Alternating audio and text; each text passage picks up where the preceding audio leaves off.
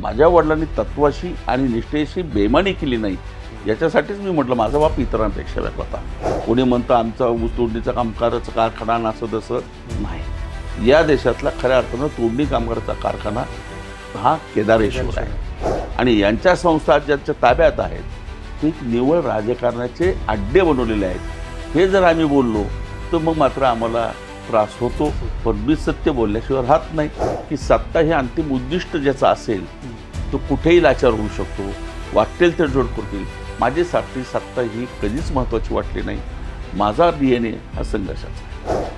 कदाचित एक वेगळी गंमत असेल, मी 4 विधानसभा लढवल्या. प्रत्येक विधानसभेत माझा मतदान वाढत गेले.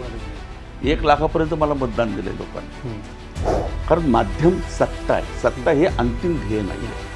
शेवटी सत्तेच्या नादाला लागून तर सगळं बिघडलं आहे. कदाचित राजकारण माझ्या कुठंतरी चुकलं असेल तर सामाजिक काम करताना माझ्या संवेदना त्या सतत जाग्या ठेवल्या. 13 वर्षाचा मुलगा पाथडीतनं काही बाहेर न पडलेला थेट दिल्ली गाठतो, पंडितजींना भेटतो, पंडितजींचा पाहुणचार घेतो आणि मला सभागृहाचं कामकाज पाहायचं म्हणून अध्यक्षांकडनंच पास घेतला. देशातली पहिली घटना आहे स्वातंत्र्यानंतर.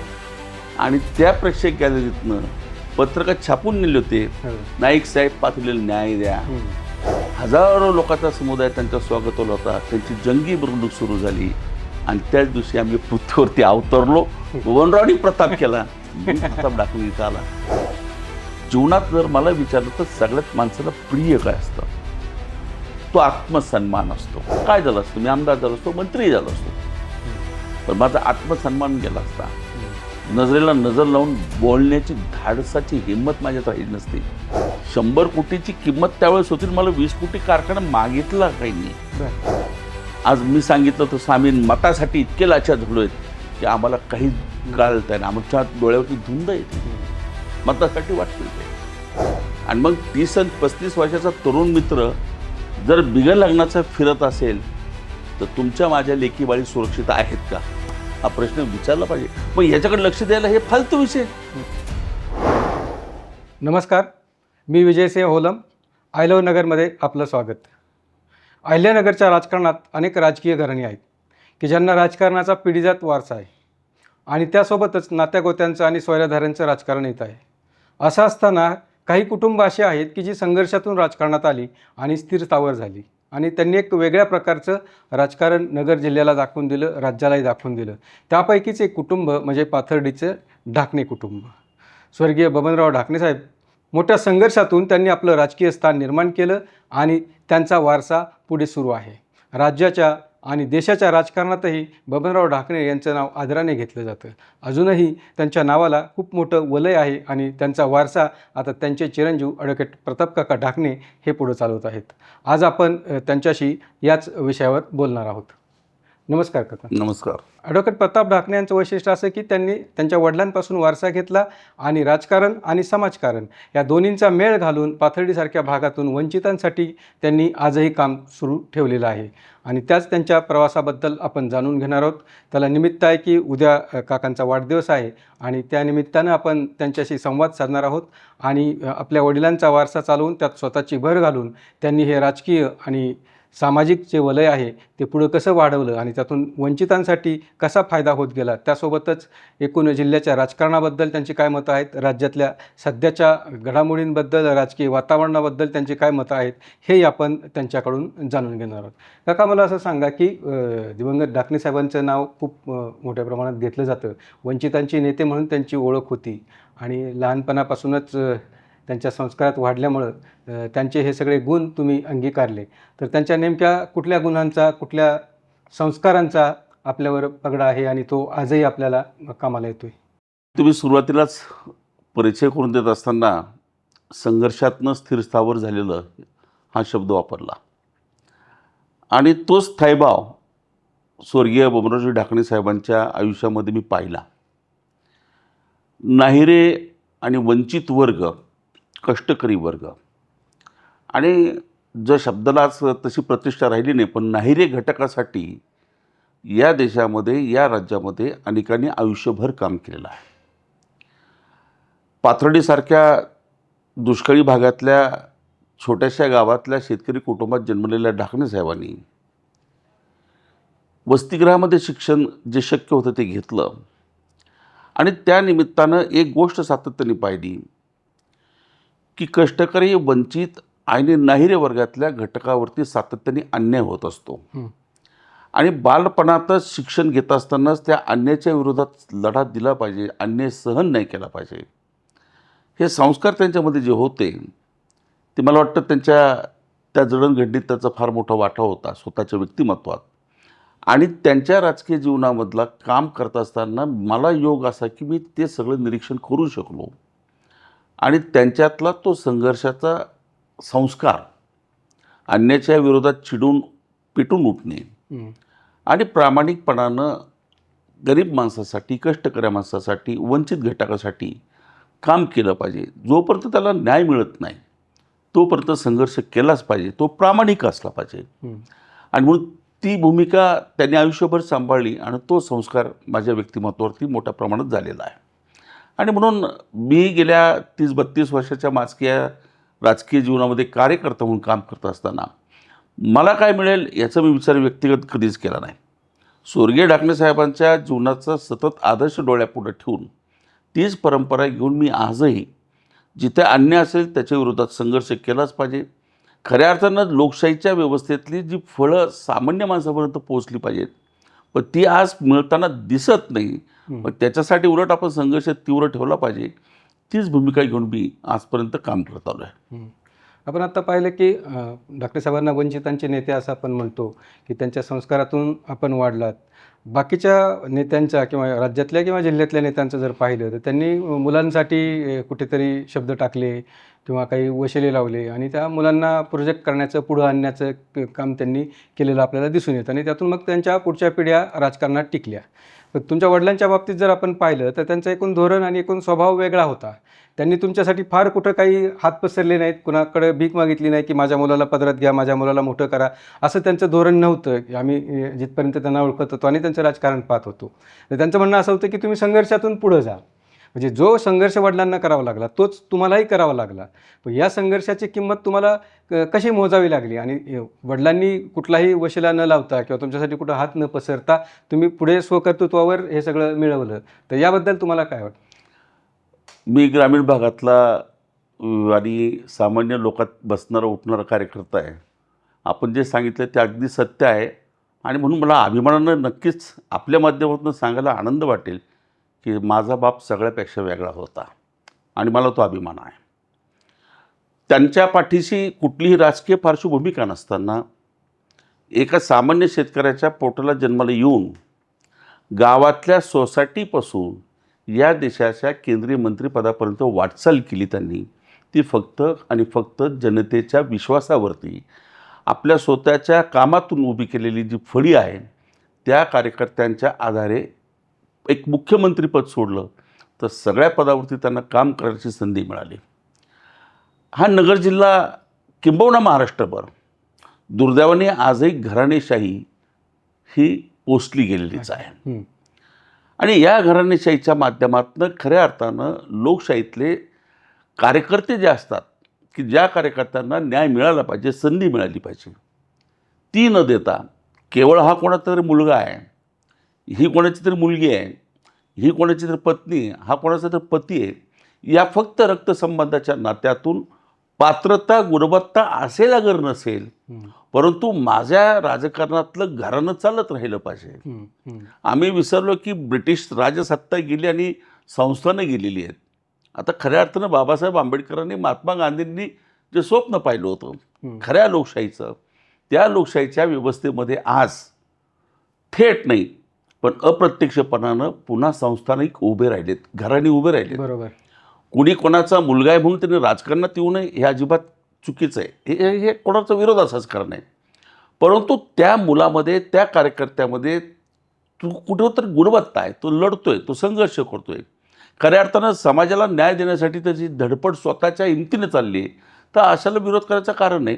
पण केवळ ह्या घराण्यातल्या म्हणून त्याला मतं द्या, त्याला संधी द्या. आणि यासाठी ढाकणे साहेबांनी घराणेशाहीच्या विरोधात, प्रस्थापितांच्या विरोधात संपूर्ण आयुष्य लढा दिला हे उभ्या महाराष्ट्राने पाहिलेलं आहे. आणि म्हणून 2004 साली मी ज्यावेळेस विधानसभेला उभा राहिलो तर त्यांची हीच भूमिका होती की पुन्हाही ही काही दिवसासाठी उपयोगी असते, पुन्हाही आयुष्यभर कोणालाच पुरत नाही, तुमच्यामधल्या कर्तबगारीनंच तुम्ही पुढे गेलं पाहिजे. हे त्यांचा जे विषय होता, त्यांचा विचार होता, तो मला नक्कीच मान्य होता. आणि मी आज खऱ्या अर्थानं मी त्यांचा आभारी राहील. म्हणजे आहेच की त्यावेळेस ते माझ्यासाठी 1 मिनिटही प्रचारासाठी बाहेर आले नाही. त्यांनी कोणालाही विनंती केली नाही. मी अवघ्या 3000 मतासाठी पराभूत झालो. नाही तर 2004 साली मी विधानसभेवर निवडून आलो असतो. परंतु मला अभिमान आहे की अलीकडच्या काळात तत्व आणि निष्ठेशी प्रामाणिक नसलेला हा काळ आहे. बरोबर. आणि अशा काळामध्ये माझ्या वडिलांनी तत्वाशी आणि निष्ठेशी बेईमानी केली नाही, याच्यासाठीच मी म्हटलं माझा बाप इतरांपेक्षा वेगळा होता. पण त्या घटनेमुळं माझ्यावरती कितीही प्रसंग आले तर मी डगमगलो नाही. मला यश आणि अपयशाची कधी पर्वा वाटली नाही. राजकारणामध्ये सत्ता एक माध्यम आहे, हे जे वाक्य आपण नेहमी ऐकतो ते मी सत्ता हे माध्यम आहे ही भूमिका घेऊनच संघर्ष करत राहिलो. आणि माझा विश्वास आहे की लोकशाही व्यवस्थेमध्ये संघर्ष केल्यानंतरही लोकांना न्याय देता येतो. सत्तेवरती दाब निर्माण करणं ही खऱ्या अर्थाने कार्यकर्त्याची भूमिका असली पाहिजे. आणि मग त्या भूमिकेतनं मला त्यांचा एक अभिमान वाटतो. अहिल्यानगर जिल्ह्यात साखर कारखान्यांचं एक राजकारण सुरू असतं आणि त्यातही मग वर्चस्वाची लढाई असते, कारखाने अडचणीत आणणं असाही त्यातून काही प्रकार असतो. आणि तुम्ही ढाकणे कुटुंबियांनी म्हणजे तुमच्या वडील आणि तुम्ही शेवगावसारख्या भागात केदारेश्वर साखर कारखाना सुरू करण्याचं स्वप्न पाहिलं होतं आणि ते तुम्ही प्रत्यक्षात आणून दाखवलं. परंतु हा कारखाना सुरू करण्यापासून ते आज तागायत त्यासाठी खूप मोठा संघर्ष करावा लागला. तर हा संघर्ष नेमका कसा होता? आणि ऊस तोडणी मजुरांचा राज्यातला पहिला कारखाना, केदारेश्वर देशातला पहिला कारखाना, अशी त्याची ही ओळख निर्माण झाली. तर या संघर्षाबद्दल आणि त्यानंतर आजही या कारखान्यासाठी कशा अडचणी आणल्या जातात याबद्दल तुम्ही सविस्तर काय सांगाल? हा माझ्यासाठी अत्यंत एक जिव्हाळ्याचा विषय आहे. केदारेश्वर कारखाना निर्मितीचा इतिहास हा देखील संघर्षाचा इतिहास आहे. 85 सालाच्या काळामध्ये कारखाना काढणं हे सोपं नव्हतं. शेवगाव तालुक्याचा पूर्व भागामध्ये निम्मा भाग हा दुष्काळी आहे, विहीर बागायती म्हणतो. आणि निम्मा भाग जायकवाडीच्या धरणाच्या सिंचनाखालचं क्षेत्र आहे. एक हातगाव, कांबी, मुंगी अशी ती गावं आहेत. आणि कुठल्याही कारखान्यामध्ये त्या भागातल्या ऊसाची जाण्याची खात्री नसायची. ज्यावेळेस ऊस अतिरिक्त असायचा तर त्या भागातल्या ऊसाला कोणीही घेऊन जात नसायचं, तेव्हा कवडी मोल भाव द्यायचा आणि ऊस घेऊन जायचा. सलग 2 ते 3 वर्ष त्या भागातला ऊस तसाच राहिला. ऊस हे नगदी पीक आहे आणि मोठं शेतकऱ्यांचं आर्थिक नुकसान झालं. 35 गावं त्या काळात पाथर्डी मतदारसंघाला होते. ढाकणेसाहेब लोकप्रतिनिधी असायचे. म्हणून त्या भागातल्या लोकांचा, शेतकऱ्यांचा मोठा दाब निर्माण झाला होता की आम्हाला ऊसासाठी लाचार व्हावं लागतंय, आमच्या ऊसाचं पीक वाया गेलं तर आमचं आर्थिक नुकसान होतं आहे. आम्ही कार्यकर्त्यांनी आणि शेतकऱ्यांनी आग्रही भूमिका घेतली की आपल्या मालकीचा कारखाना काढायचा. मोठा कठीण प्रसंग होता, पण ढाकणे साहेबांनी निर्णय घेतला. आणि 85 साली त्या कारखान्याची पहिली मीटिंग झाली सभासद नोंदणीची. परंतु 85 साली सगळं झाल्यानंतर 86, 87, 88 परंतु केदारेश्वर कारखाना होऊच नाही ही अनेक प्रस्थापितांची भावना होती. आणि म्हणून आम्हाला परवाना मिळाला नाही, म्हणजे स्वर्गीय ढाकणे साहेबांना. 89 साली स्वर्गीय ढाकणे साहेब बीड जिल्ह्यातनं खासदार झाले, केंद्रात मंत्री झाले, हे इतिहास सगळ्याला माहिती आहे. ते खासदार झाल्यानंतर परवाना त्यावेळेस कारखान्याचा मिळाला. परवाना मिळाल्यानंतर पैसे कुठे उपलब्ध करायचे हाही मोठा प्रश्न होता. सभासद भांडवल गोळा करत असताना विरोधकांनी, त्यावेळेच्या प्रस्थापितांनी भूमिका घेतली की बबनराव ढाकण्यासारख्या कार्यकर्त्यांनी कारखाना काढण्याचं स्वप्न बघू नये आणि या भागामध्ये कारखाना काढणं हे कठीण आहे आणि मग सभासद होऊ नये याच्यासाठी गैरप्रचार केला. त्याच्यामुळं वेळ, सभासदांचे पैसे, कारण शासनाच्या भांडवलाच्या अगोदर 1 भाग हा सभासदांचा असावा लागतो आणि 3 भाग शासन देतं. त्याच्यात खूप वेळ गेला. सरतेशेवटी राज्य सहकारी बँकेकडनं 24 लाख रुपये कारखाना उभारण्याचं कर्ज भेटलं. आणि मग 90 साली ते प्रत्यक्षात कामाला सुरुवात झाली. अनेक अडचणी आल्या. पण मला अभिमानानं सांगता येईल की 12,000 सभासदापैकी कुणी कितीही गप्पा मारो, मी कधीच मोगम आणि विनाकारण बोलत नाही, कुणी यावं आणि माझी सभासद यादी तपासावी. 12,000 सभासदापैकी 100% शब्दशः 8-8,500 सभासद हे ऊस तोडणार आहेत. ऊसतोड मजूर आहेत. 100% ऊस तोडणारे आहेत. आजही ते ऊस तोडणारे कामगार आहेत. त्यांच्या मालकीचा कारखाने. कोणी म्हणतं आमचा ऊस तोडणीचा कामगाराचा कारखाना नसं तसं नाही. या देशातला खऱ्या अर्थानं तोडणी कामगाराचा कारखाना हा केदारेश्वर आहे. म्हणून एवढ्या संघर्षातनं हा कारखाना उभा राहिल्यानंतर जसं बाळ जन्माला येऊच नाही, आलं तर ते कुपोषित असावं, तसं या कारखान्याची निर्मितीच होऊ नये ही भल्या भल्या प्रस्थापितांची इच्छा होती. आला जन्माला कारखाना तर हा चालूच नाही ही सातत्याने भूमिका या जिल्ह्यातल्या प्रस्थापितांनी आजपर्यंत ठेवली. आजपर्यंत. परंतु मी डगमगलो नाही. मी सत्ता नाकारली. मी राजकीय नुकसान झालं त्याची पर्वा केली नाही. कारण ज्या संघर्षातनं ही संस्था उभी राहिली ही शेतकऱ्याच्या मालकीची खऱ्या अर्थानं संस्था आहे. आणि ही जर संस्था टिकली तर या भागातलं स्वप्न जे पिढीनं मागच्या पाहिलं, या माध्यमातून इथं कधीतरी चांगले दिवस यावेत शेतकऱ्याचे. आणि त्याची जाणीव ठेवून मी राजकीय पर्वा केली नाही, मी मान सन्मान पाहिला नाही आणि त्याची किंमत जी मोजावी लागली ती मी मोजली. त्याच्यात मला काही वाटत नाही. पण एक समाधान आहे की तो माळरानावरचा कारखाना, तोडणी कामगारांचा, शेतकऱ्याचा कारखाना एवढ्या अडचणीतनं उभा आहे. आणि मी आपल्या माध्यमातून अभिमानानं पण नम्रपणानं सांगेल, आज त्या केदारेश्वर कारखान्याची मालमत्तेची जी शासनाने ठरवलेली किंमत आहे ती 400 कोटीच्या पुढे आहे. किती? 400 कोटीच्या पुढे आहे. आणि त्या कारखान्यावरती फक्त 95 कोटी कर्ज आहे. राज्यातल्या इतर कारखान्याचे आकडे तुम्ही तपासा. बरोबर. मालमत्ता विकली तरी कर्ज वसूल होणार नाही. मग एवढ्या अडचणीतला कारखाना आज टिकवण्यासाठी संघर्ष करताना मला समाधान वाटतं, मला आनंद वाटतो, मला दुःख वाटत नाही. हां, पण दुःख एक आहे की या जिल्हा सहकारी बँकेने मी अनेक वेळा दाखवलं की या अहिल्यानगर जिल्ह्यातला केवळ केदारेश्वर साखर कारखाना आहे की ज्याला एक पैसाही अद्यापर्यंत दिलेला नाही. सहकारात राजकारणाचे जोडे बाजूला ठेवावेत हे आम्ही लहानपणापासून ऐकतोय. पण ह्याच सहकारामध्ये ठराविक लोकांनी महाराष्ट्रात अगदी राजकारण आणलं आणि त्या राजकारणासाठी या महाराष्ट्रातल्या ग्रामीण भागातल्या अनेक शेतकऱ्यांचे कुटुंब उद्ध्वस्त केले, अनेक संस्था उद्ध्वस्त केलेल्या आहेत फक्त संकुचित राजकारणासाठी. आणि यांच्या संस्था ज्यांच्या ताब्यात आहेत हे निव्वळ राजकारणाचे अड्डे बनवलेले आहेत. हे जर आम्ही बोललो तर मग मात्र आम्हाला त्रास होतो. पण मी सत्य बोलल्याशिवाय राहत नाही.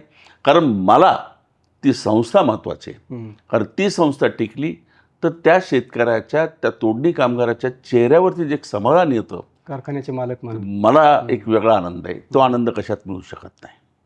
आजच्या महाराष्ट्रातलं जर राजकारण पाहिलं आणि आपल्या जिल्ह्यातलं जरी पाहिलं तरी पक्षांतरं खूप मोठ्या प्रमाणावर होत आहेत. म्हणजे सकाळी एका पक्षात, सायंकाळी दुसऱ्या पक्षात, अशी ही सगळी परिस्थिती निर्माण झालेली आहे. तर अशा काळात एक तत्त्वाचं राजकारण करणारे तुम्ही, तत्वनिष्ठ वडिलांपासूनचं जे धोरण आहे ते, तर तुम्ही या सगळ्या घडामोडींकडे कसं पाहता? खरं सांगू, खरं सांगायचं तर मी त्याला एन्जॉय करतोय. बरं. काठावरती बसून एखादा छानपैकी नदीचा प्रवाह शांत वाहतोय आणि अचानक त्या नदीला पूर आला, ते पाणी उखळतं, लाटा तयार होतात, निघून जातात, नदी पुन्हा मूळ रूपात येते, शांतपणानं तिचा प्रवाह सुरू असतो. तसं आजच्या राजकारणात हे प्रकारच्या लाटा निर्माण झालेल्या आहेत. सत्तेचा मोह, पैशाचा, संपत्तीचा मोह आणि त्या सत्ता पैशाच्या मोहातनं निर्माण झालेली दांभिकता, ढोंगीपणा. आणि ज्यावेळेस हा सगळा चेहरा येतो, डोळ्यावरती सत्तेची मस्ती येते, पैशाची धुंद येते, त्यावेळेस तुम्हाला वाटतं की जे लहानपणापासून तुमच्या आमची कदाचित शेवटची पिढी आहे, आपण एकाच पिढीतले आहोत, तुम्हाला असं वाटतं की जे लहानपणापासून आमच्या घरातलं, तुमच्या घरातलं जे वातावरण आहे आणि तेच वातावरण गल्लीत आहे. अहो, कुटुंब म्हणजे समाज ना, अनेक कुटुंबाचा समूह म्हणजे समाज आहे. मग आज समाजातल्या ढासळलेल्या नीतिमूल्य, ढासळलेली वैचारिकता, अशा ह्याच्यातनं तुम्ही अपेक्षा का धरता? की निष्ठा राहील, प्रामाणिकपणा, तत्वनिष्ठा, हे जर पाहिजे असेल तर व्यक्ती ही स्वतःची आधी प्रामाणिक असली पाहिजे. आज दुर्दैवानं त्या सत्तेच्या पैशाच्या माध्यमातून गुलाम झाले ते सगळे. विचारधारेवरती जे राजकीय राजकारण चालत असायचं, आज विचारधारेचं राजकारण संपलं आहे. कोणता पक्ष विचारधारेवरती राजकारण करतोय? कारण एक लक्षात आलं की विचारधारेवरती राजकारण करून सत्तेच्या जवळ आपल्याला जाता येत नाही, म्हणून विचारधारा बाजूला ठेवली आणि म्हणून सगळंच बिघडलंय. राज्यात देशात सगळं बिघडलंय. पण मला या निमित्तानं सवाल असा वाटतो की ज्या जन्म दिलेल्या आईनं जर आंधळेपण त्या आईला आलं, त्या आईला अपंगत्व आलं, तर ती आई आपण रस्त्यावर सोडून देणार का? त्या आईला आपण जपणारच आहे ना. बरोबर. मग ज्या विचारधारेतनं तुम्ही राजकीय जीवनामध्ये वाटचाल केली कार्यकर्ता म्हणून, मग याचा अर्थ तुमची राजकीय विचारधारा नव्हतीच मुळी. मुळात तुम्ही सत्तेसाठी धडपड केली होती. बरोबर. मग मिळालेली सत्ता अशाच लोकांच्या ताब्यात गेली की ज्याच्याजवळ विचारधाराच नाहीये.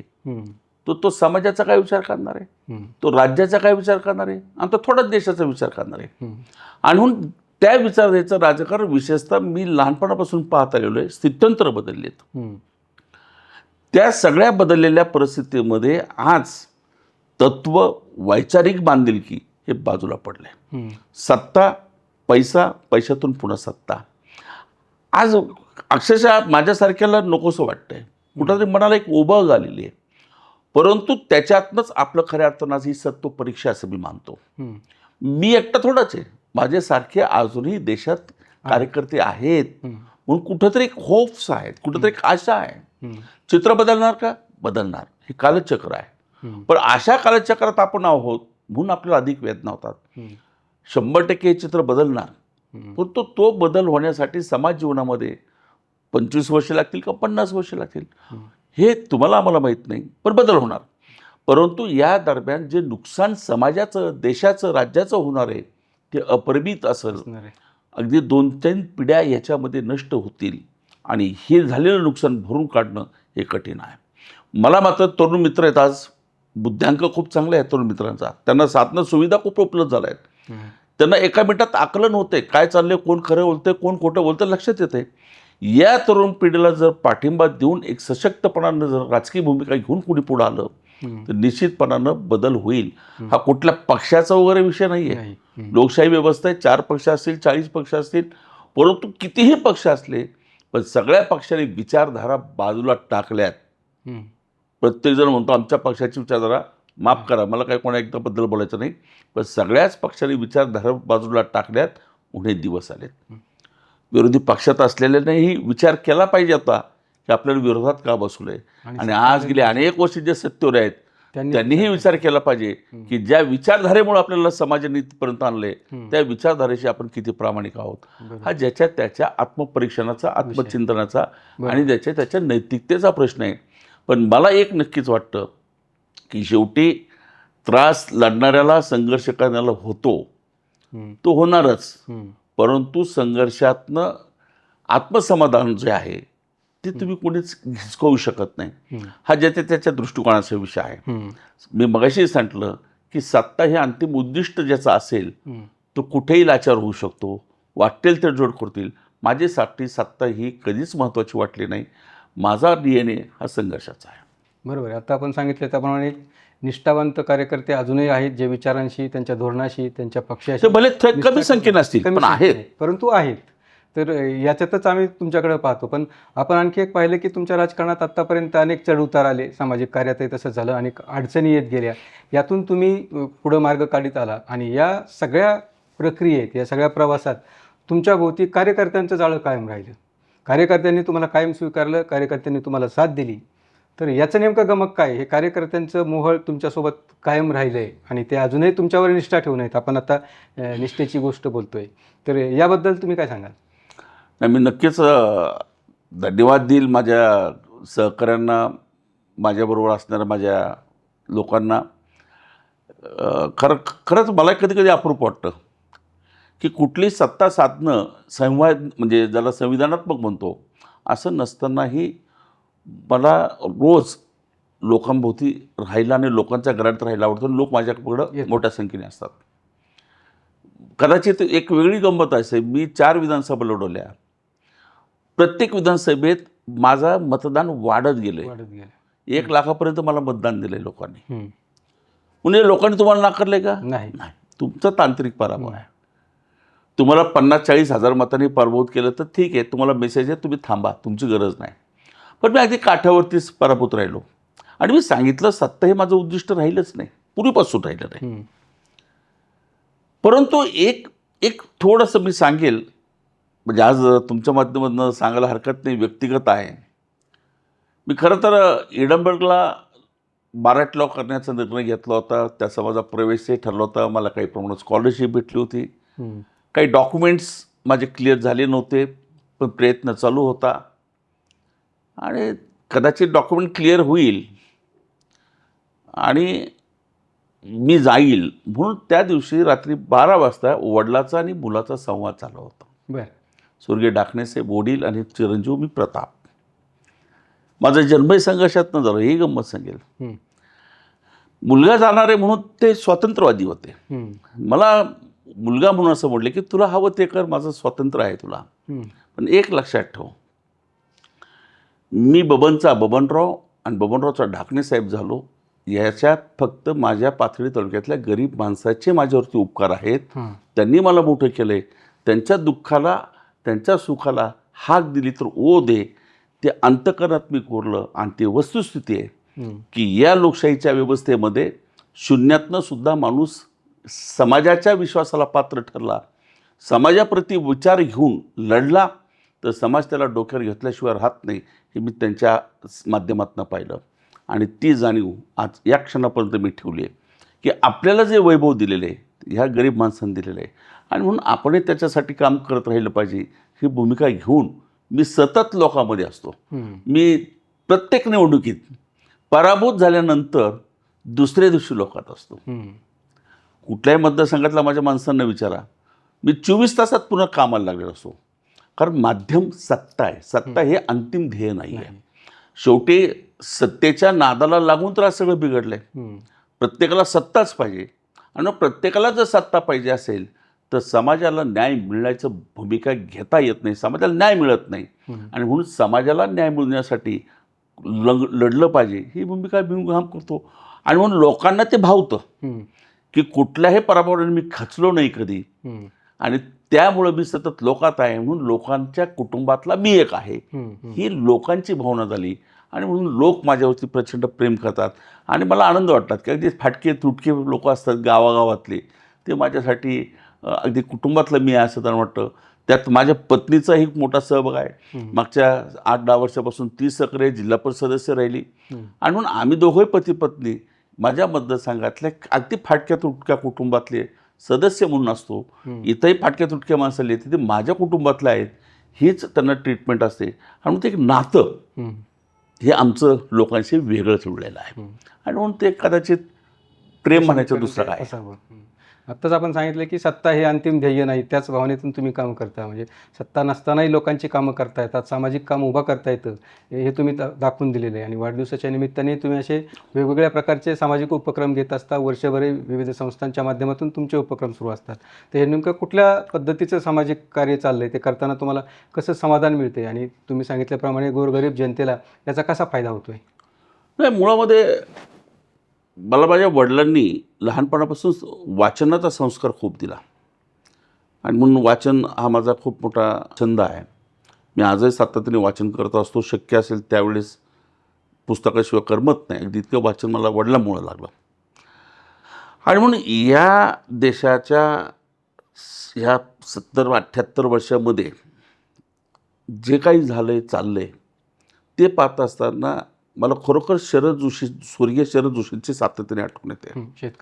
शेतकरी संघटनेचे खऱ्या अर्थानं एवढा उच्चभ्रू आणि शिक्षित असलेल्या माणसानं त्या काळात अमेरिकेतलं सगळं नाकारलं, हे नव्या पिढीला माहीत नसेल. आणि खऱ्या अर्थानं प्रामाणिकपणानं शेतकऱ्यांसाठी तो माणूस लढला. त्यांचं वाक्य सगळ्यांनाच माहीत आहे की या देशात 2 देश आहेत, एक इंडिया आणि एक भारत. आम्ही भारतात आहोत. महाराष्ट्राच्या ग्रामीण भागात, देशाच्या ग्रामीण भागात आजही आपण प्रगतीच्या विकासाच्या कितीही गप्पा मारल्या तरी आजही मूलभूत अडचणी त्याच्यासमोर आहेच. अगदी छोट्या छोट्या गोष्टी आहेत. आणि मी ज्यावेळेस काम करायला सुरुवात केली 30-32 वर्षापासून, माझ्यामध्ये राजकारणी फार कमी आहे. माझ्यात सोशल आहे, ज्याला सामाजिक व्यक्तिमत्व म्हणतो, ते माझ्यात जास्त आहे.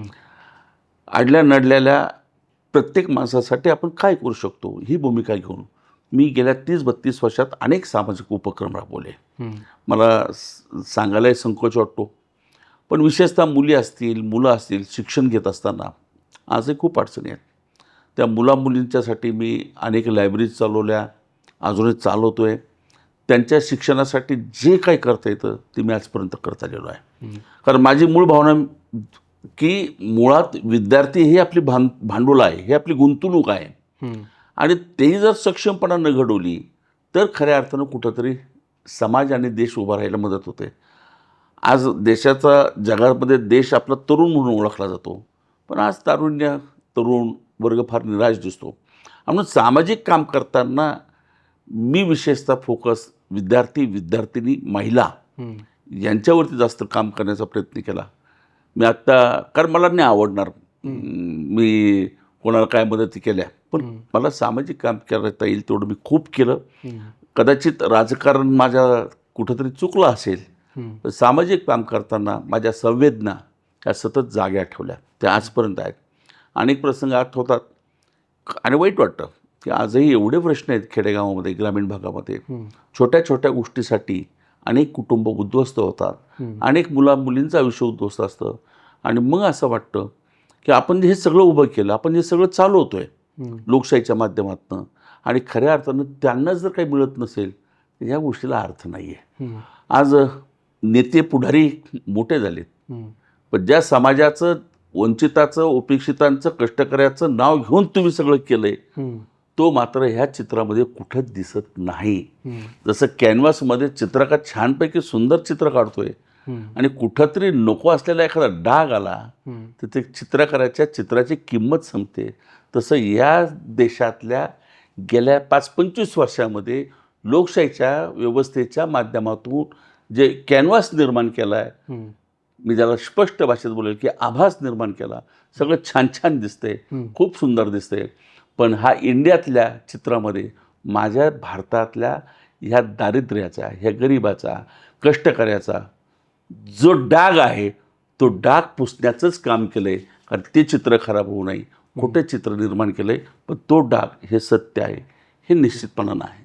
मला वाटतं ती भावना माझी खरी आहे. आपण जसं राजकारणात काम केलं, सामाजिक काम करताय, तसंच आंदोलनं, त्यातली त्यात आक्रमक आंदोलनं ही एक प्रताप ढाकणेंची ओळख आहे. तर ही शेतकऱ्यांच्या, कष्टकऱ्यांच्या प्रश्नावर अनेक आंदोलनं तुम्ही केली, त्यातून अनेक प्रश्न सुटले, काही मार्गी लागले.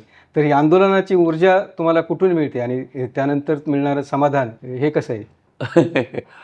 मी सांगितलं मगाशी बोलता बोलता की माझा जन्मही संघर्षाचाच, गमतीने म्हटलं. काही गोष्टी वारशाने येतात, तसं माझ्या वडिलांकडनंच ते रक्तात आलेलं आहे. सगळ्या महाराष्ट्राला माहिती आहे की 13 वर्षाच्या मुलावरती अन्याय झाला, शिक्षकांनी चुकीची शिक्षा दिली, मग तो बबन ढाकणे नावाचा मुलगा, हिंदी माहीत नाही, पैसे नसताना पातळीतून तक्रार करायला, लहान मुलांचा, सगळ्यात लहान मुलं कोणाला आवडतात तर चाचा नेहरूंना आठवतात. 13 वर्षाचा मुलगा पाथडीतनं काही बाहेर न पडलेला थेट दिल्ली गाठतो, पंडितजींना भेटतो, पंडितजींचा पाहुणचार घेतो. तो मोठा इतिहास आहे, माहीत असेल कदाचित अनेकांना. तेच रक्त माझ्यात आलेलं आहे. मी गमतीनं म्हटलं आपण वाढदिवसाच्या निमित्ताने भेटतोय. माझा जन्म जो आहे मी सांगितलं. पाथर्डी तालुक्यामध्ये लाईट नव्हती, 68 सालापर्यंत वीज नव्हती, पूर्ण तालुका अंधारात होता. स्वर्गीय बबनराव ढाकणे हे त्यावेळी जिल्हा परिषद सदस्य होते आणि स्वर्गीय त्यांचेच गुरु, राजकीय गुरु स्वर्गीय बाळासाहेब भारतीय विधानसभेचे सभापती होते. त्यांच्याच बंगल्यावरती मुक्काम केला आणि मला सभागृहाचं कामकाज पाहायचं म्हणून अध्यक्षांकडनंच पास घेतला.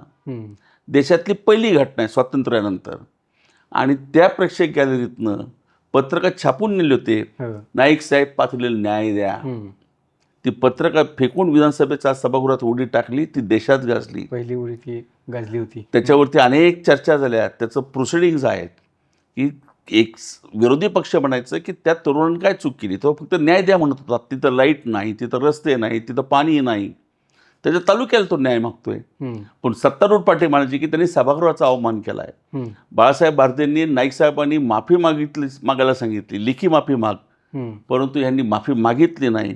शेवटी सभागृहांनी 7 दिवसाचा तुरुंगवास सुनावला आणि आर्थर रोडमध्ये स्वर्गीय बबनराव ढाकणेंनी 7 दिवस सजा भोगली, तुरुंगवास भोगला आणि त्यांची 17 जुलैला संध्याकाळी सुटका झाली.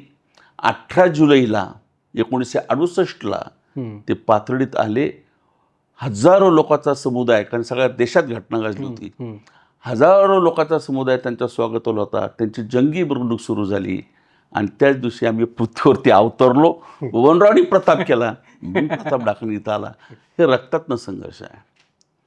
आणि मी वडिलांचा त्याच्यासाठी धन्यवाद देईल की माझ्या घरामध्ये माझ्या आईनं, माझ्या वडिलांनं सत्तेचं ग्लॅमर कधी येऊ दिलं नाही आणि तो प्रभाव येऊ दिला नसल्यामुळं आजही माझ्या घरामध्ये सर्वसामान्य कुटुंबात असेल तेच वातावरण साध्या कुटुंबासारखं असतं. जे असेल ते दाराच्या बाहेर. आणि म्हणून आपल्याला काय मिळेल ना मिळेल, पण आपली परंपरा ही लोकांच्या बरोबरच्या प्रामाणिकपणेचीच भूमिका खऱ्या अर्थाने आहे. आणि म्हणून त्या भूमिकेतनं आज 30 वर्ष मी काम करतो आहे आणि जनतेचं प्रेम मला मिळत राहिलं आहे. यशाचा दृष्टिकोन ज्याचा त्याचा व्यक्तिसापेक्ष आहे. तांत्रिकदृष्ट्या निवडणुकीत मला यश मिळालं नसेल, पण लोकांनी मला इतकं प्रेम दिलं आहे की मला एक क्षणभरही जाणवलं नाही की मी सत्तेवर आहे की विरोधात आहे. लोकांनी मला फुलासारखं जपलं, यालासुद्धा भाग्य लागतं. पुन्हा एकदा आपण राजकारणावर येऊ, कारण हाच विचार घेऊन तुम्ही राजकारणही करतायत. आपण पाहिलं की अलीकडच्या काळात अनेक पक्षांतरं झाली, आपल्या जिल्ह्यातही पक्षांतरं झाली आणि सत्तेची सोय किंवा सत्तेची संधी पाहून लोक त्या दिशेने गेले. तसं पाहिलं तर मगाशी तुम्ही उल्लेख केल्याप्रमाणे 2014मध्ये एक संधी होती. तेव्हा खरं तर तुम्हाला खासदारकीची, लोकसभेची उमेदवारी मिळणं अपेक्षित होतं, परंतु ती मिळाली नाही. तेव्हा तुम्हाला मग पक्षांतर करावं लागलं आणि तुम्ही भाजप सोडून राष्ट्रवादीमध्ये गेला. पण त्यानंतरच्या काळात जेव्हा भाजप सत्तेत आली तेव्हा अनेक नेते भाजपमध्ये गेले, परंतु तुम्ही आज तागायत तसा विचार केला नाही किंवा तसा प्रयत्न केला नाही. कारण एक राजकारणात कुठेतरी विचार असावा, निष्ठा असावी, यामुळं तुम्ही त्या ठिकाणी राहिले. तर अशा सगळ्या काळात की सगळे सत्तेकडे जात असताना तुम्ही 2 वेळा संधी सोडली. म्हणजे पहिल्यांदा संधी सोडली ती भाजप प्रवेशाची आणि परत भाजपमध्ये जाऊन पुन्हा सत्ता मिळवण्याची, आणि दुसऱ्यांदा संधी सोडली की आणखी एक संधी मधल्या काळात उपलब्ध झाली होती जेव्हा राष्ट्रवादी काँग्रेसमध्ये फूट पडली. म्हणजे थेट भाजपमध्ये न जाता अजितदादा गटात जाऊन सत्तेच्या जवळ जाणं, अशी एक संधी होती की जी राज्यातल्या आणि जिल्ह्यातल्या अनेक नेत्यांनी साधली. पण तुम्ही दोन्ही वेळेस ही संधी सोडली आणि सत्तेच्या दिशेने तुम्ही गेले नाहीत. आहेत त्या पक्षात राहून, त्याच पक्षाशी एकनिष्ठ राहून संघर्ष करत राहिला. तर नेमका यामागचा विचार काय होता? आता तुम्ही संधी शब्द वापरला, अनेकांनी संधी साधली.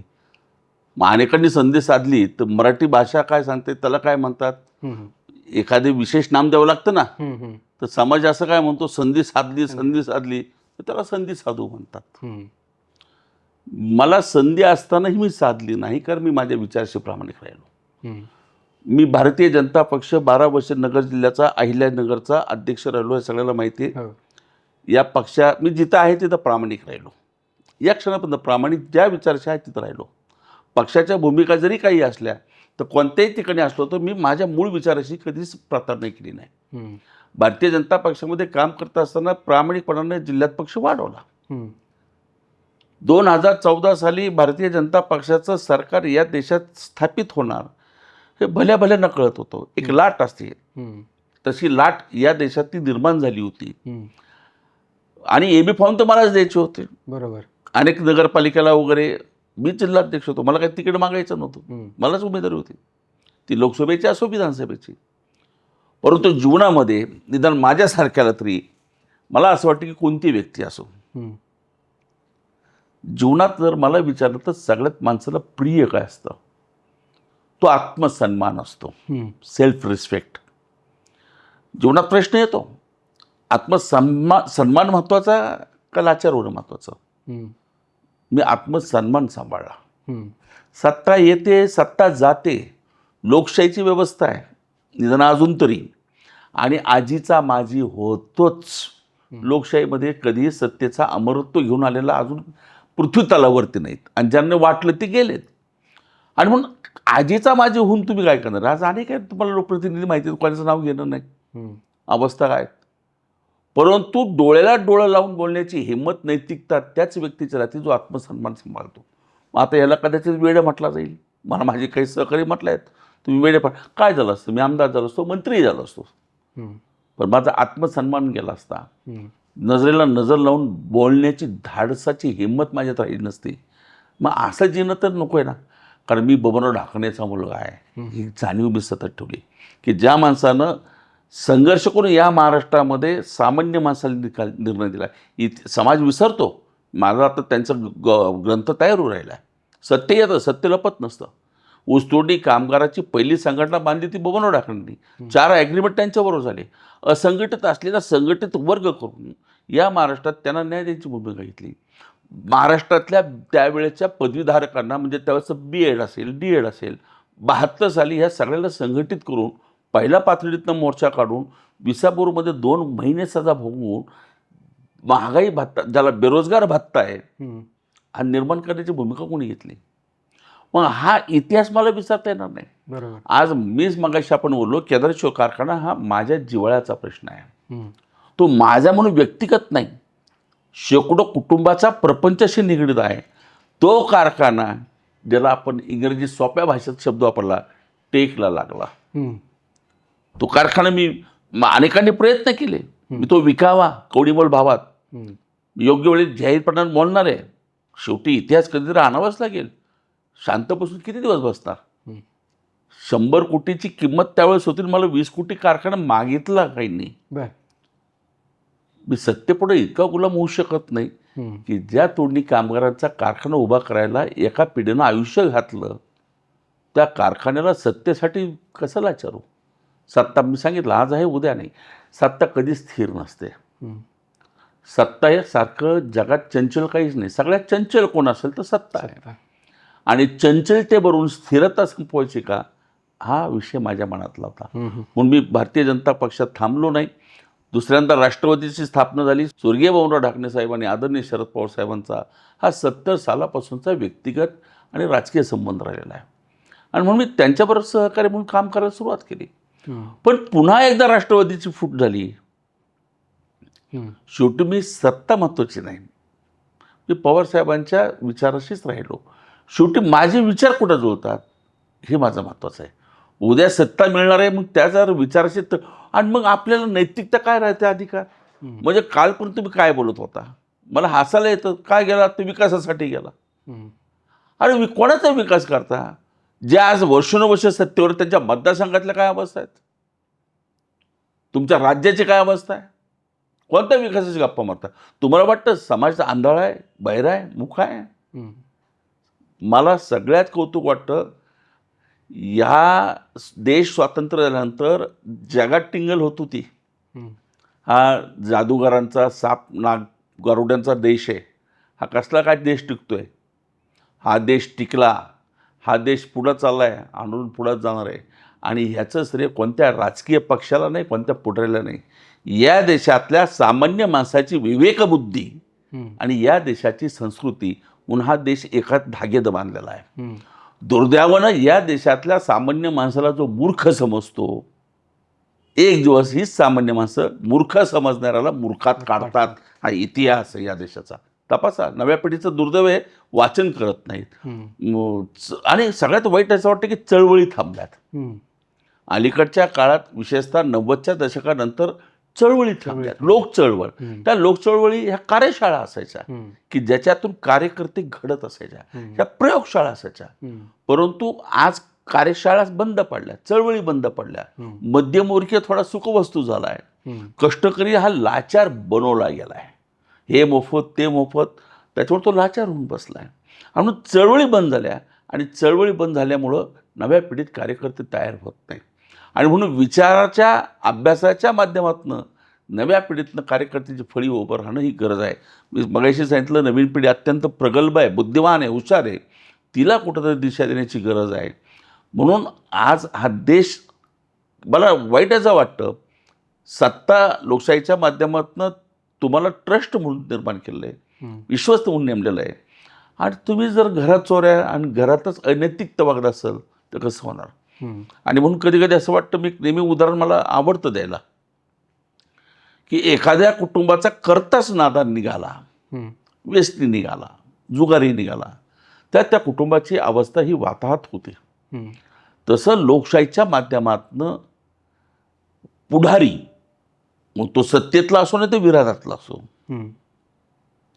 ते नादान झालेत. सत्तेसाठी, मतासाठी, पैशासाठी त्यांच्या त्या नादानपणामुळं कुटुंबाची वाताहत सुरू झाली. हम्म. कुटुंब म्हणजे समाज.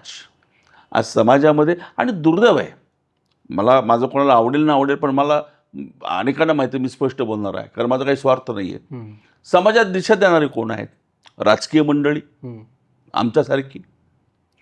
हा देश धार्मिक श्रद्धा बाळगणार आहे, अध्यात्मात काम करणारी मंडळी, हम्म. आणि तिसरं बुद्धिवादी मंडळी. हम्म. आज मी सांगितलं तर स्वामी मतासाठी इतके लाचार झालो आहेत की आम्हाला काहीच कळत नाही, आमच्या डोळ्यावरती धुंद येते. हम्म. मतासाठी वाटतं ते. त्याच्यामुळं काय गंमत झाली, प्रशासन कोणाच्याही नियंत्रणात राहिलेलं नाही. मनमानी सुरू झाली. मनमानी का सुरू झाली? कारण आम्ही लाचार झालो मतांसाठी. हम्म. मग प्रशासन बांधील तर नाहीच लोकांना, हम्म. ते पूर्ण अनियंत्रित आहे.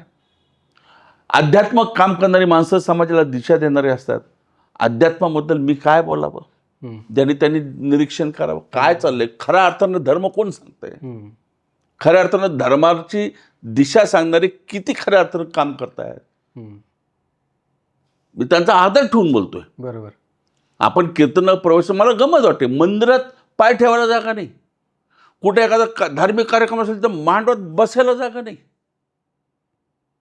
पण दुसऱ्या बाजूला आपण घटना समाजात रोज पाहतोय. हम्म. कुणी दरीत ढकलते, कुणी जमिनीत पुरून टाकते, आईला मारलं जाते, होणाऱ्या पतीला मारलं जाते.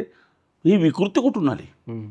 म्हणजे अर्थानं, खऱ्या अर्थानं अध्यात्मसुद्धा धर्माचं खरी व्याख्या सांगितली जात नाही. हम्म. मग अशा वातावरणात समाजाला काय दोष द्यावा? हम्म. समाजाकडनं काय अपेक्षा बाळगती?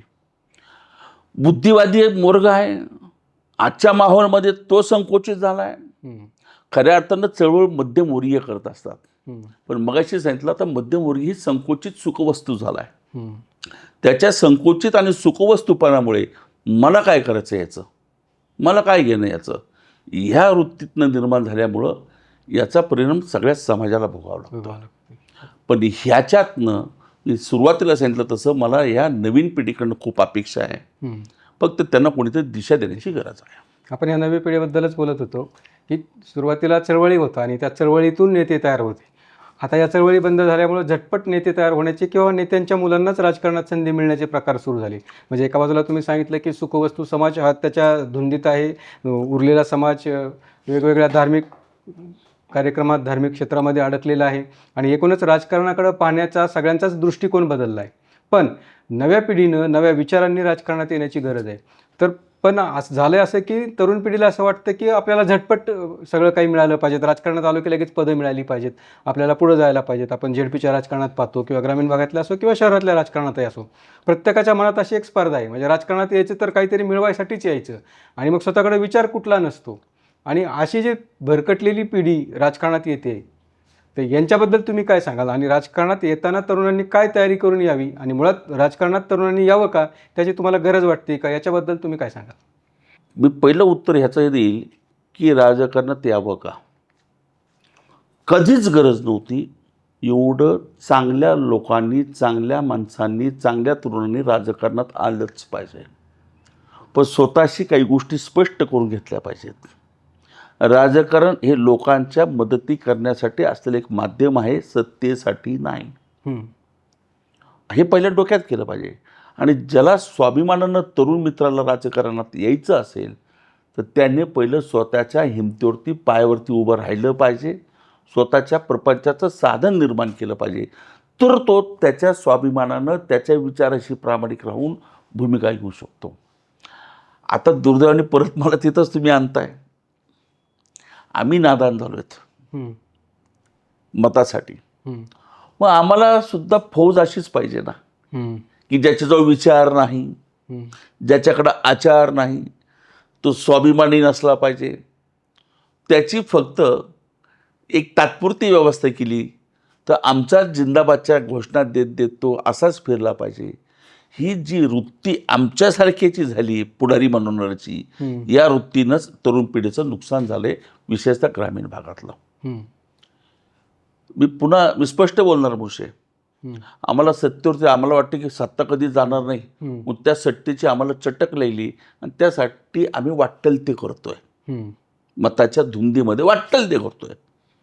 आणि त्याच्यामुळं आम्हाला देखील असाच समाज हवा आहे की जो धर्माच्या नावाने अंधश्रद्धाळू गेला आहे, हाताला काम नाही पण 2 टायमाला खायची व्यवस्था फुकट कोयना करायची, त्याचा स्वाभिमान गेला पाहिजे, तो लाचार झाला पाहिजे. आणि अशी फौज आमचे झेंडे घेऊन फिरले पाहिजेत आणि आम्ही पुन्हा माईकवरती त्यांच्याच भल्याची भाषणे केली पाहिजेत. हा जो मूर्खपणा चालला आहे हा कुठंतरी लक्षात येतोय. आणि म्हणून तरुण पिढीनं आज अत्यंत सजग राहायला पाहिजे, हे लक्षात घेतलं पाहिजे. मला काय मिळवायचं म्हणून राजकारणात यायचं, ही भूमिका साफ चुकीचं आहे. मी ज्या पुढऱ्याचा झेंडा घेऊन फिरतोय, ज्या विचारधारेचा झेंडा घेऊन फिरतो, तो पुढारी तो विचार समाजाची बांधिलकीशी मानून प्रामाणिकपणानं काम करतोय का? आज व्यसनाधीनता किती वाढली ग्रामीण भागात आम्ही फिरताना बघतोय. हाताला काम नाही, मोफतच्या योजनेमुळं आठवड्याचं धान्य निघतंय, 2 रुपये खर्चाचे कुठल्या तरी योजनेत येतात, विविध योजनेतनं. नोकऱ्या नाहीत, नोकऱ्या नसल्यास अनेकांच्या लक्षात येत नाही. सगळ्यात मोठा जर सामाजिक प्रश्न उभा राहिला असेल तर मुलांच्या मुलींच्या लग्नाचा एक मोठा सामाजिक, मला कळत नाही ज्याला आम्ही स्कॉलर म्हणतो, सामाजिक विचारवंत म्हणतो, राज्यकर्त्याचं सोडा, हे असलं त्यांच्या दृष्टीने फालतू विषय, पण अनेक समाज दुर्निंदा लक्षात येत नाही. सगळ्यात मोठा प्रश्न आज जर निर्माण झाला तर वैवाहिक संबंधाचा आहे. 30 वर्ष 35 वर्ष वयोगट झालेले आहेत तरी मुलांचे लग्न नाही. कारण का अनेक आहेत, पण मूळ कारण तो बेरोजगार आहे आणि विशेषतः शेतकऱ्याच्या मुलाची लग्न जुळत नाही. मग हे जिवंत बॉम्ब आहेत. प्रत्येक गावात 30-30 40-40 मुलं 35-35 वर्षाचे, हाताला काम नाही, डोकं रिकामं आहे, व्यसनाधीनता निर्माण झालेली, हे जिवंत बाब आहेत. आणि खुल्या अर्थानं विचारतो, आपण भारतीय संस्कृती म्हणतो पण आता आपण आर्थिक सुधारणा झालेल्या आहेत, अन्न वस्त्र निवारे हे आमच्या नीड आहेत, तसं निसर्गाने 4थी पण नीड दिलेली आहे. लाजायचं काय त्याच्यात बाळगायचं? आणि मग 30 आणि 35 वर्षाचा तरुण मित्र जर बिगर लग्नाचा फिरत असेल तर तुमच्या माझ्या लेकी बाळी सुरक्षित आहेत का, हा प्रश्न विचारला पाहिजे. मग ह्याच्याकडे लक्ष द्यायला हे फालतू विषय, राजकारण्यासाठी फालतू विषय, हे आमचं काम थोडंच आहे. आमचं काम आहे तुला लागेल ते फुकट द्यायचं, आम्ही सांगू तुला पाहिजे ते द्यायला तयार आहे, तू फक्त कसे करून आमचे झेंडे घे आणि आमच्या मागे हिंड आणि आम्हाला मतं टाक. ही सगळ्या व्यवस्था उभी राहिल्यामुळं या तरुण पिढीचं नुकसान होत चाललेलं आहे. पण नुकसान होत आहे हे लक्षात यायला लागलेलं आहे, बदल होणार आहे.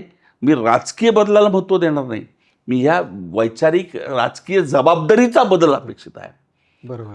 हा पक्षाचं सरकार गेलं, त्या पक्षाचं सरकार आलं, यांनी या देशातल्या राजकीय व्यवस्थेत बदल होणार नाही.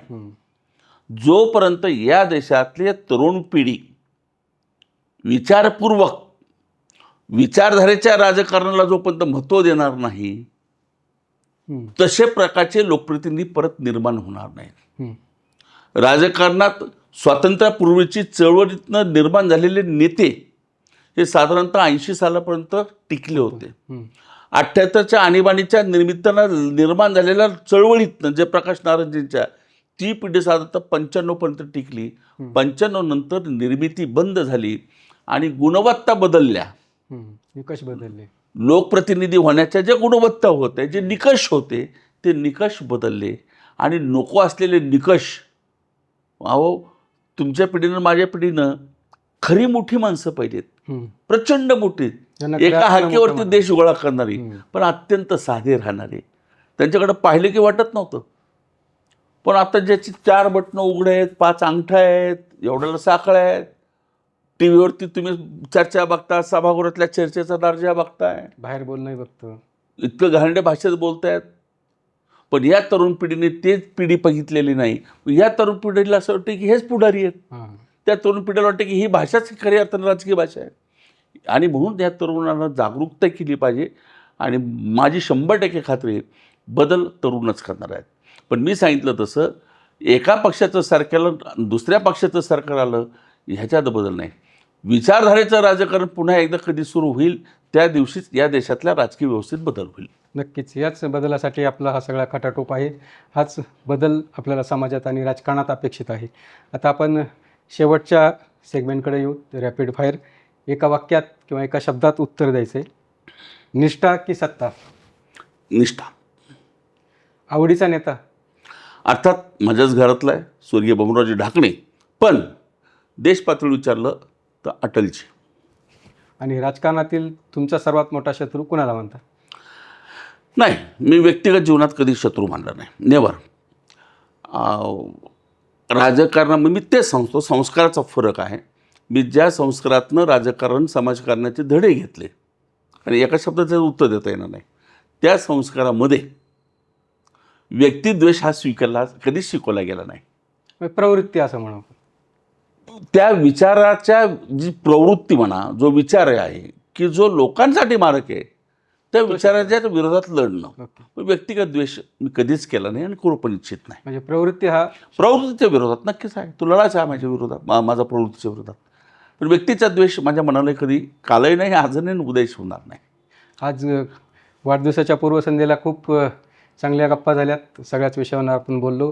तुमच्या वैयक्तिक आयुष्यातील अनेक गोष्टी आमच्या प्रेक्षकांना तुम्ही उलगडून दाखवल्यात. त्यासोबतच राजकारणावरचे विचार, नव्या पिढीबद्दलचे तुमचे विचार आणि एकूण सध्या देशातल्या आणि राज्यातल्या घडामोडींवर आपण गप्पा मारल्यात.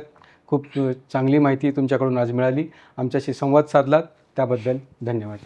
मी पण आपला खूप खूप आभारी आहे विजयजी. आपल्या माध्यमातून मला माझे विचार मांडता आले.